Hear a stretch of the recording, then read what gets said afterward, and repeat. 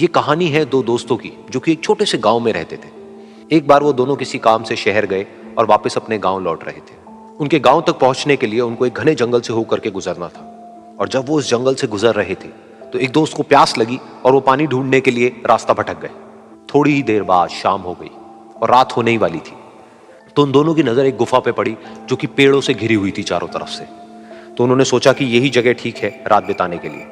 तो दोनों ने कुछ लकड़ियां इकट्ठी करी, उस गुफा के अंदर गए और आग जला करके वहां पे बैठ गए। रात का वक्त था, गुफा के अंदर आग जल रही थी, बाहर बिल्कुल अंधेरा था और कुछ जानवरों की आवाजें आ रही थी। तो उन दोनों में से जो एक दोस्त था वो अंदर ही अंदर डरने लगा, क्योंकि उसने भूत प्रेतों की बहुत कहानियां सुनी थी कि रात के वक्त जंगल में कुछ भयानक आत्माएं भटकती हैं और अगर उनको कोई ऐसा भटका हुआ आदमी मिल जाए तो उसको नहीं छोड़ती।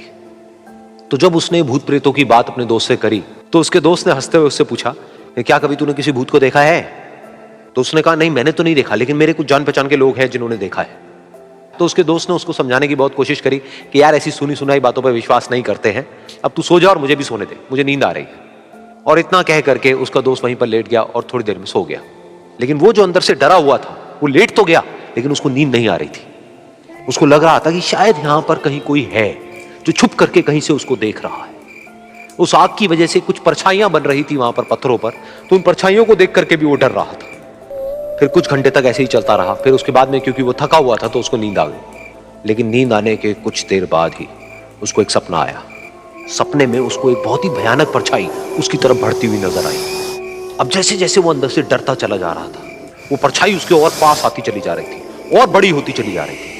और उस परछाई में एक हाथ उसको नजर आया जिसके बड़े बड़े नाखून थे, और वो हाथ उसकी तरफ बढ़ता चला गया और उसके गले तक पहुंचने ही वाला था कि तभी वो डर करके एकदम से उठा। फिर उसने अपने दोस्त की तरफ देखा जो कि सो रहा था, उसको पकड़ करके जोर से उठाया। फिर उसने अपने दोस्त को बताया कि उसके साथ में क्या हुआ। तो उसका दोस्त फिर हंसने लगा। फिर उसके दोस्त ने उसको कहा, अब अगर दोबारा से तुझे वो परछाई दिखे तो तू वही कहियो जो मैं तुझे कह रहा हूं कहने के लिए, फिर देखते हैं वो परछाई तेरा क्या करती है। तुझे अपने अंदर ही अंदर बोलना है, मैं तुझसे नहीं डरता, सामने आ। तो उसके दोस्त ने वैसा ही किया।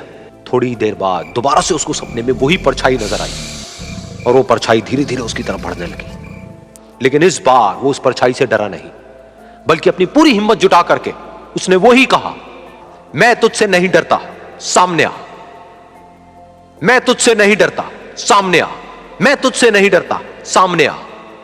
जैसे जैसे वो ये बोलने लगा वो परछाई छोटी होने लगी और उससे दूर होने लगी। वो बोलता रहा, वो परछाई छोटी होती रही और धीरे धीरे वो परछाई दिखनी बंद हो गई।